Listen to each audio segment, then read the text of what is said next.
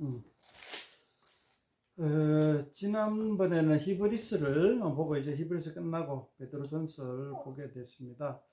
히브리스를 잠깐 요약하자면은 히브리스는 예수님이 누구신가? 예수님은 천사보다도 비교할 수 없고 또 모세보다도 뛰어난, 모세는 하나님의 종이지만은 예수님은 하나님의 아들이시다라는 이야기. 훨씬 그렇게 뛰어나신 예수님이 새 언약의 중보자로 오셔가지고 예수님을 따른 사람을 새 언약의 백성으로 삼기 위하여 대제사장으로 오셔서 예수님이 유월절 희생양으로 그렇게 자기 몸을 들이셔서 새 언약을 맺으시고 많은 사람들을 새 언약의 백성으로 이끄신 분이다. 그게 진짜 히브리스의 요약이고, 결론은 그래서 이제는 옛 언약에 얽매이지 말고 새 언약의 백성으로서 서로 사랑하며 그렇게 성도를 사랑하면서 살아가기를 바란다. 이런 것이 이제 히브리스의 내용이었죠. 근데 이제 베드로전서도 비슷한 맥락입니다. 사도 베드로가 1절에 보는 것처럼 여러 아시아에 이제 흩어져 있는 그런 교회들에게 편지를 하면서 서로 사랑하며 살아가도록 그렇게 권면하는 내용입니다. 베드로전서에서 이야기는 이제 고난 가운데 있는, 핍박 가운데 있는 성도들에게 권면하는 말씀입니다. 그러니까 이제 히브리서와 약간의 그 차이점은 있죠. 히브리서는 제사 제도가 유명무실하게 되거나 혹은 사라질 위기에 처했을 때에 우리 예수님 믿는 성도들은 어떻게 살아야 될 것이냐라는 것에 대한 질문에 대한 답이었다면은 베드로전서는 고난과 핍박 가운데 우리가 어떻게 신앙생활을 해야 되느냐 하는 것에 대한 답변이라고 볼 수가 있죠. 우리가 히브리서와 베드로전서를 봄으로써 적용해야 될 가장 거시적 관점에서 봤을 때에는 교회를 이끌어감에 있어서 어떠한 환경에 처하든지 형식이나 옛것에 얽매이지 않고 오직 현실에서 예수님의 말씀 안에서 형제 사랑하기를 힘쓰고 그런 교회를 잘 구성하여 이끌어가자 하는 것으로 우리가 한번 적용해 볼 수가 있는 거죠. 큰 거시적 관점에서 봤을 때 그렇습니다. 그러니까 이제 히브리서는 이제 히브리서를 통해서 우리가 받을 그거는 형식과 옛 전통에 얽매이지 않고 형제를 사랑하자. 베드로전서에서는 어떠한 현실적인 어려움이 있더라도 형제 사랑하기를 그치지 말라. 이렇게 한번 요약해 볼 수가 있는 거죠. 우리가 오늘 1장을 읽었습니다만은 1장 22절에 보면은 아주 인상 깊은 구절이 나옵니다. 22절 제가 한번 읽어볼게요. 너희가 진리를 순종하러 너희 영혼을 깨끗하게 하여 거짓이 없이 형제를 사랑하게 이르렀으니 마음으로 뜨겁게 서로 사랑하라. 마음으로 뜨겁게 서로 사랑하라. 이 참 인상 깊은 구절이죠. 근데 요 1장 22절에 나오는 마음으로 뜨겁게 서로 사랑하라 라는 말씀이 베드로전서가 끝나는 지점에 가서도 나옵니다. 저기 4장 8절에 나옵니다. 4장 8절에 보면 또 한 번 더 나오죠. 이렇게 이야기하고 있습니다. 무엇보다도 뜨겁게 서로 사랑할지니 사랑은 허다한 죄를 덮느니라. 이렇게 한번 우리가 4장 8절과 1장 22절에 뜨겁게 서로 사랑하라는 말씀 구절을 딱 봤을 때에 베드로전서 전체의 구성은 서로 사랑하라는 말로서 양과식으로 마무리되고 있지 않는가 하는 느낌마저 받을 정도입니다. 그런데 요 두 구절만이 아니고 다른 많은 구절들에서 하는 것들이기 때문에 꼭 요 구절로 이제 양과식은 아닌 것 같아요. 자, 일단은 우리가 이제 서로 사랑하면서 이제 신앙생활을 해라 하는 것에 대한 전체적인 기조는 분명한 것 같습니다. 구체적으로 우리가 일정 말씀을 한번 보면서 차근차근 한번 음미해 보도록 합시다.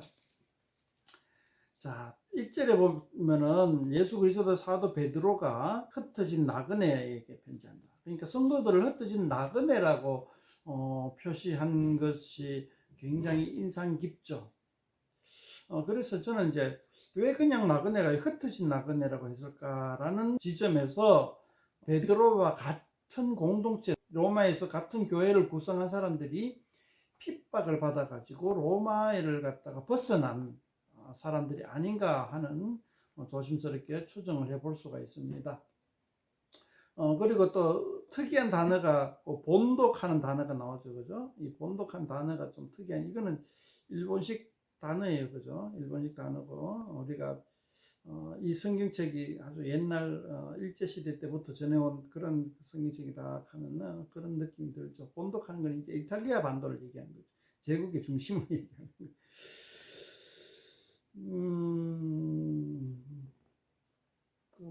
일본식이 아니고 로마도 그렇게 이탈리아 반도를 본도라는 단어로 표현을 했죠, 뭐. 제국 중심적인 단어죠. 예. 자, 그리고 그 다음에는 다른 지명이 나오는데, 이건 다 지금의 터키 지방 주변에 두루 지방이다 이렇게 생각하면 되고, 자, 그럼 2절 한번 봅시다. 곧 하나님 아버지의 미리 하심을 따라 성령이 거룩하게 하심으로 순종함과 예수 그리스도의 핏부림을 얻게 하여 택하심을 받은 편지하니 은혜 평강이 너희에게 충만하니이다. 자, 택하심을 받은 자들에게 편지한다. 5번은 2절에는 이제 나그네라고 표시 안 하고 택하심을 받은 자들에게 편지한다고 하는데, 이 택하심은 예수 그리스도의 핏부림을 얻게 하여 택하심 받다. 그리고 성령이 거룩하게 하심으로 순종함으로 택하심을 받은 자들이다. 이렇게 이제 표시를 하는데, 그러니까 이 모든 것들이 아버지의 미리 아심을 따라, 그러니까 사도 바울의 선택을, 그러니까 이제 하나님이 미리 성도를 딱 찜했다 하는 것에 대한 같은 맥락이죠. 그리고 요즘 최근에 와가지고 이제 칼빈이 이야기했는 그런 선택, 하나님이 선택하셨다. 예전부터 아주 태초부터 하나님이 선택하셨다. 그러니까 이제 하나님이 태초부터 이제 우리 성도들을 미리 계획을 따라 가지고 이렇게 이제 성도 되게끔 많은 역사적 과정들을 인도해 이제 역사를 갖다가 써왔다 하는 것은 그런 어떤 관점에서의 미리 택함을 받았다 하는 거죠. 자, 거기에 대해서도 이제 나중에 반복해서 얘기가 나올 겁니다. 그러니까 오늘은 여기까지만 제가 이제 딱 말씀드리고 그래 넘어가겠습니다. 구체적으로 얘기하자면 이것도 또 한참 많이 걸리니까요. 그리고 뭐 한 구절 한 구절이 좀 사실은 좀 쉽지 않은 구절이긴 한데 다 설명하기는 조금 무리가 있고요. 대충 이제 덤성덤성 한번 제가 설명해 보겠습니다. 3절 한번 봅시다. 3절 제가 한번 읽을게요. 우리 주 예수 그리스도의 아버지 하나님을 찬송하리도 그의 많으신 긍휼대로 예수 그리스도를 죽은 자 가운데서 부활하게 하심을 하며 우리를 거듭나게 하사 산 소망이 있게 하시며, 여기서 이제 3절에서는 산 소망이 있게 했다. 4절에는 썩지 않고 더럽지 않고 쇠하지 않은 유업을 있게 하시나니 곧 너희로 하여 하늘에 간직한 것이라. 자, 3, 4절을 봤을 때에는 미래지향적이죠. 이 베드로전서가 핍박 가운데 고난 가운데 있는 성도들에게 한 편지라고 봤을 때에는 이제 현실보다는 이제 어떤 미래지향적인 그런 느낌을 많이 받아요. 그래서 이제 이 미래지향적인 느낌을 많이 받는 가운데에 오늘날 우리 크리스찬들의 기독교인들의 개념하고 비슷한 죽어서 천당 간다 하는 개념과 조금은 맞닿아 있어요. 현실은 인내로서 견디어야 된다 하는 거죠. 현실에서 어떤 하나님의 나라를 이루고자 한다는 어떤 그런 개념보다는 이제 고난이 없어지는 그러한 것을 바라보는 그런 느낌들을 많이 받습니다. 그래서 이제 소망이란 단어가 나오고 우리의 유업을 받는다, 받을 것이다 하는 거, 그리고 하늘에 간직한 거다 이렇게 현시에 우리에게 주어진 것이 아니고 이제 미래에 주어질 것이다라는 어떤 느낌을 많이 받죠. 5절에도 마찬가지입니다. 너희는 말세에 나타나기로 예비하신 구원을 얻기 위하여. 이 말세가 가는 것은 베드로전서에서 말하는 말세는 미래입니다. 현재가 아니고. 근데 이제 복음서에서 나오는 말세라든가 이런 건 현재를 얘기해요. 그러니까 예수님이 오신 것이, 메시아가 나타난 것이 말세다. 말세 말에 메시아가 나타난다. 메시아가 나타남으로 인해서 세상의 끝이 왔다. 세상이 졸업했다. 이런 느낌을 많이 받는데, 여기 베드로전서에서는 말세는 예수님의 재림하고 궁극적인 하나님의 나라가 완성되는 그러한 지점을 말세로 표현합니다. 여기 이제 헷갈리면 안 돼요. 예, 그렇게 해가지고 이제 5절에 보면은 이제 마지막에 뭐 하나님의 능력으로 보호하심을 받았다. 믿음으로 말미암아 구원을 얻게 하여 믿음으로 말미암아 하나님의 능력으로 보호하심 받았다. 요게 고난 핍박을 받고 고난을 받아가 피난까지 갖는 성도들에게 한 말씀이다라는 것을 봤을 때 어떤 느낌을 받습니까?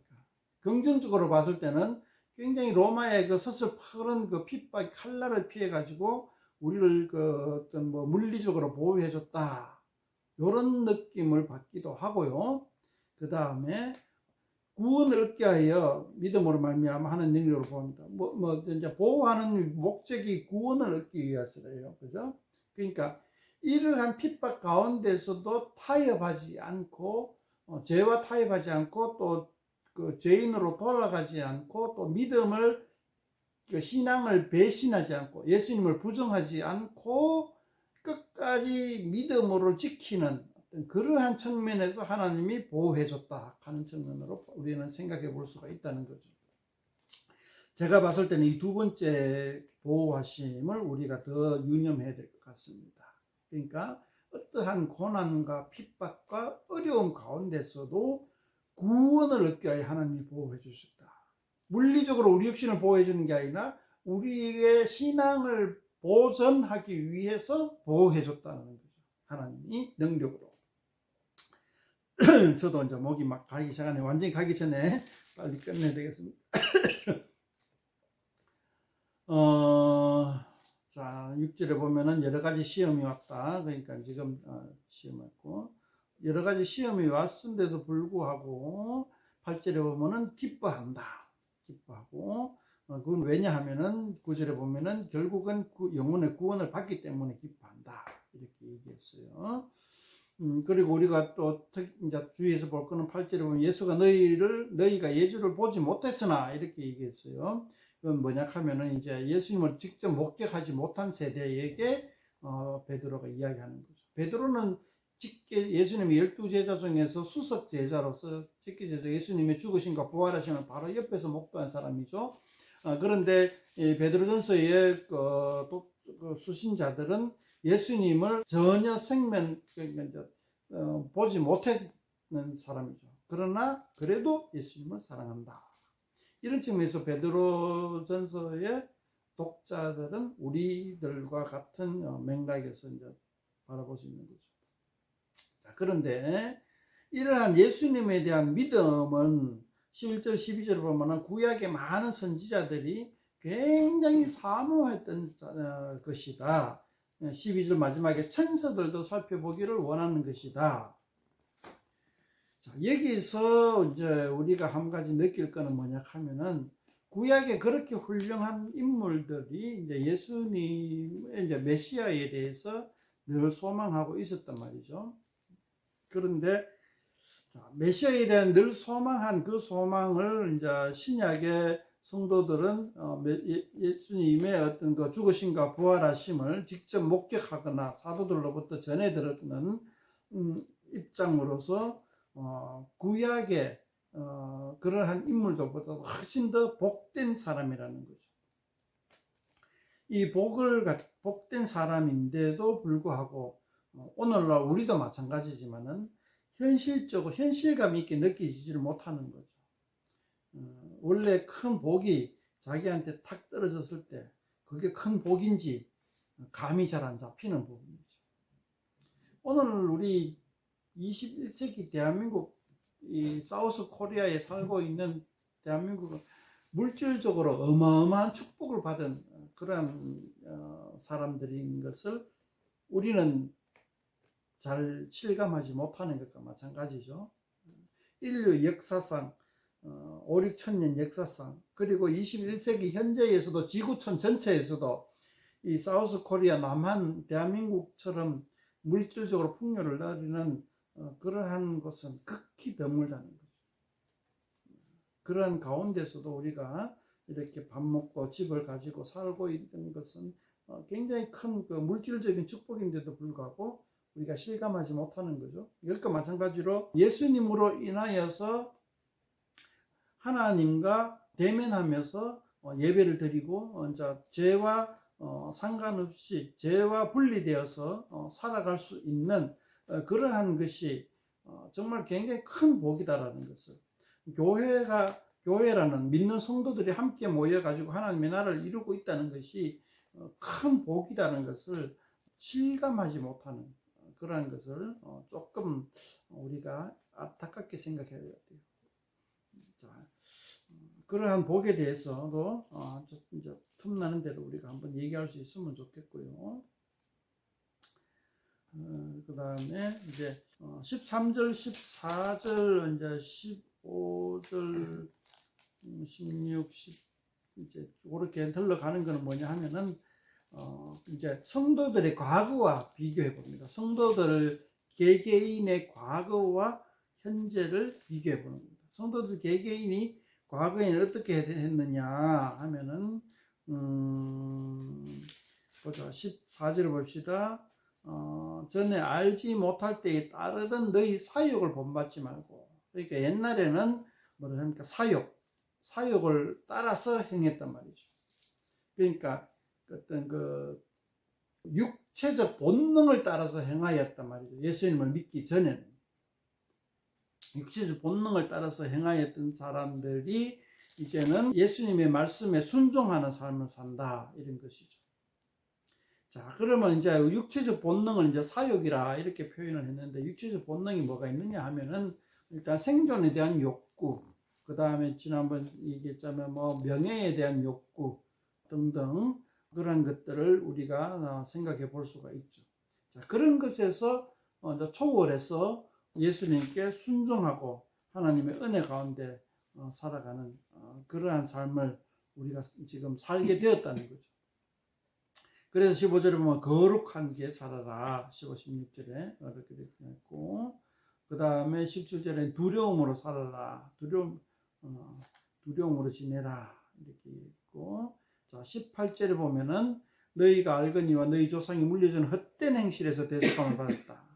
과거에는 어떠냐 하면은 조상들이 물려준 헛된 행실, 요거는 이제 콕 집어가 율법을 우리가 연상할 수가 있죠. 그런데 꼭 율법이 아니더라도 조상이 물려준 헛된 행실들이 많이 있을 수가 있습니다.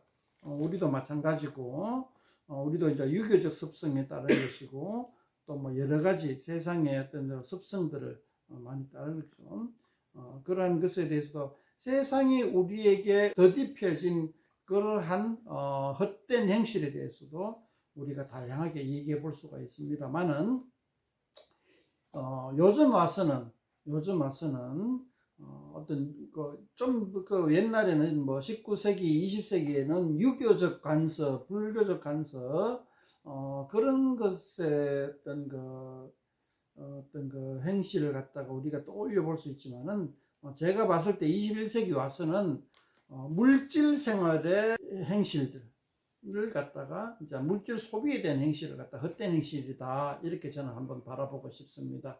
뭐 고급진 아파트를 산다거나 고급진 외제차를 산다거나 아니면 뭐 화려한 옷을 입는다거나 뭐 또 뭐랄까 뭐 좋은 경치 구경하기 위해서 해외 여행을 뭐 이렇게 그냥 재미삼아 많이 다닌다거나 뭐 등등 여러 가지 우리가 물질적인 풍요 속에서 물질에 대한 소비가 어떤 하나의 어떤 헛된 행실이다, 저는 이렇게 한번 생각해 보고 싶어요. 그런데 그런 헛된 행실에서 대속함을 받았다. 자, 다시 한번 18절 다시 한번 보면 이 헛된 행실이 뭐냐 하면은 이제 율법적인 여러 가지 어떤 그 행위들을 해서 대속함을 받았다. 이제 그러한 것에서 완전히 떨쳐버릴 수 있는 상태가 되었다. 자, 그런데 그렇게 떨쳐버릴 수 있게 된 상태가 된 것은 예수님의 보배로운 피로 된 것이다. 19절에. 그러니까 이제 더 이상 이제 옛 언약에 얽매이지 않고 예수님의 피로 말미암아 이제 새 언약의 백성이 된 것이다 하는 관점을 베드로식으로 표현한 것이죠. 예수님의 피로 말미암아 가지고 이제 율법의 여러 가지 의식에서 해방되었다. 우리도 이제 우리 쪽으로 창의적으로 적용해 보자면은 예수님의 피로 인하여서 우리가 육신의 그 본능에 얽매이지 않고 어떤 그 거룩함에 이룰 수가 있고, 그다음에 또 예수님 말씀에 순종할 수 있는 하나님의 뜻에 부응할 수 있는 상태가 되었다. 이렇게 우리가 바라볼 수가 있겠습니다. 예수님의 피로 말미암아서 그렇게 된 것이죠. 자, 예. 일단 그렇게 되었으니까 이제 뭐 요 19절, 20절, 21절은 똑같은 그 말씀이 반복적으로 다른 형태로 표현되고 있고요. 그래서 결론적으로 나오는 뭐죠? 22절에 보면은 그래서 마음으로 뜨겁게 서로 사랑하라. 이제 깨끗하게 영혼이 되었으니까 그 깨끗한 영혼으로 마음으로 뜨겁게 서로 사랑하라. 이렇게 나옵니다. 자, 이렇게 깨끗하게 이제 서로 사랑할 수 있는 거는 23절에 보면은 하나님의 말씀으로 되었다. 우리가 이제 썩지 아니할 씨로 된 것이다. 그러니까 이제 우리의 영혼이 이제 깨끗하게 되었고 이제 썩지 아니한 이제 영원한 존재가 된 거죠. 영원한 존재가 되어서 마음으로 뜨겁게 서로 사랑하라 이렇게 얘기하고 있습니다. 이것이 이제 그 베드로전서 이제 출발입니다. 출발이고 이제 1장은 또 전체적으로 한번 요약을 해보자면은 이 그 말씀 예수님의 말씀은 그러니까 이제 그 옛날 구약 시대부터 많은 사람들이 사모하고 했던 것인데 그것이 이제 우리 앞에 주어져 있다. 그래서 그 말씀으로 인하여서 우리가 옛 행실로부터 완전히 벗어나고 깨끗하게 영원한 영혼을 우리가 소유하게 되었으니까 그러한 영혼으로 뜨겁게 서로 사랑하면서 살아갈 수 있도록 하자. 이것이 이제 1장의 내용이 되겠습니다. 제가 너무 그 말의 어떤 그 조리 있게 설명하지 못해서 죄송하고요.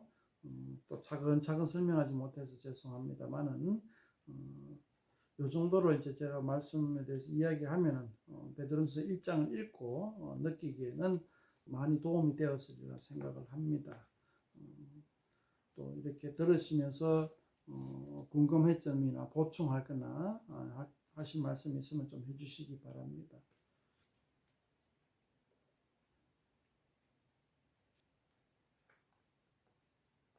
제가 베드로전서 시작하면서 조금 배경 설명을 조금 소홀하게 한 것 같은데 대체적으로 베드로전서는 이제 로마에서 베드로가 AD 한 60년 중반쯤에 아니면 초반쯤에 그렇게 기록을 했다라는 것이 이제 학자들의 주류 의견입니다. 그런데 이제 베드로가 그 로마에서 편지를 했다 하면은 이때쯤 사도 바울도 로마에서 감옥에 연금 상태에 있던 기간이다. 그래서 이제 두 사람이 같이 조우를 했을 경우가 상당히 높고 그리고 이제 핍박 가운데 베드로 공동체는 이제 흩어져 버렸고 그래서 편지를 한 것이다. 베드로가 로마에서 아마 베드로도 같이 연금 상태나 감옥에 갇혀 있지 않나 이렇게 한번 우리가 추정을 해보는 거죠. 그 상태에서 이제 편지를 했을 것이다. 이렇게 살펴봅니다.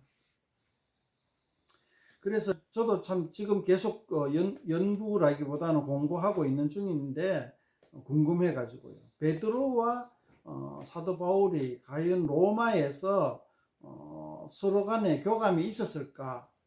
거기에 대해서 많이 이제 이렇게 궁금하지 않을 수가 없어요. 그러니까 제가 봤을 때는 교감이 있었다. 이렇게 보여지고 또 요걸 통해 가지고 우리가 이제 또 많은 초대교회의 그 상황들을 재구성해 볼 수가 있을 것이다. 이렇게 한번 생각해 봅니다. 여담으로 이제 얘기하는 거고요. 그리고 또 한 가지 여담은 베드로가 로마에 있었다라는 그것을 이제 전제를 했는데 과연 그 전제가 맞느냐 하는 것에 대해서 의구심을 표현한 사람이 많이 들어 있어요. 실제로 베드로가 로마에 있었다는 그래서 역사적 증거가 거의 전무하다시피 하거든요.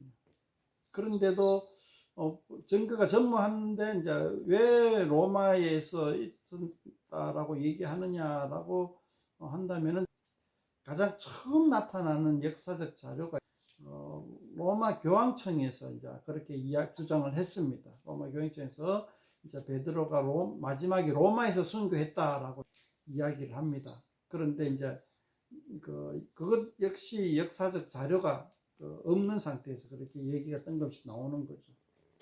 근데 자료가 없을 뿐이지 저는 그것을 그냥 신빙성 있게 받아들이고 싶어요. 그런데 자료는 없다. 그런 로마 교황청에서 발표한 그런 이야기에 대한 근거는 전혀 없다.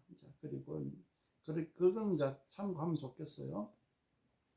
이제 코바디스에 보면은 이제 베드로가 로마에서 이제 순교하는 그런 영화가 나오는데 그 영화 역시 로마 교황청의 어떤 그러한 증언에 따른 거다 이렇게 얘기하는 거죠. 그래서 이제 아까 제가 얘기했는 베드로와 사도 바울이 로마에서 조우했을 것이다에 대한 공부를 하는 것도 어쩌면은 사상 누각이 될 수도 있는 그러한 흐름일 수도 있죠. 자료가 굉장히 많이 희박해요. 그것도 이제 자료에 대해서도 이야기를 좀 할 시간들이 있으면 좋겠는데, 초대교회에 대한 자료가 굉장히 많이 희박해요. 그걸 이제 우리가 좀 참고하면 좋겠고요. 그래서 이제 초대교회 때에 있었던 자료들이 사실은 이 성경 66권과 도마복음 같은 몇 권의 외경 외에는 자료가 굉장히 희박합니다. 그 자료 희박한 것 중에 이제 귀한 자료가 이제 요세푸스가 이스라엘 역사가 유대 역사가 요세푸스의 자료들이 있고요. 그런 어떤 그 자료들 외에는 갑자기 뭐 한 200년까지 건너뛰어 버립니다. 이런 성경책 외의 자료들이 거의 뭐 한 토마스 아퀴나스인가 뭐 그 정도까지 자료가 한 100년 사이 정도가 붕 건너뛰어 버려요. 이 자료가 AD 1세기 자료가 거의 희박합니다. 성경 외에는 거의 없어요. 그래서 그 희박한 자료 가운데 우리가 이제 재구성하고 하는 것이 쉽지만 않다. 그렇게 이해해 주시고, 그리고 이 성경이 그만큼 귀중한 자료다 하는 것을 또 알면 좋겠습니다. 제가 본문과는 관계없는 이야기를 좀 두서없이 했네요.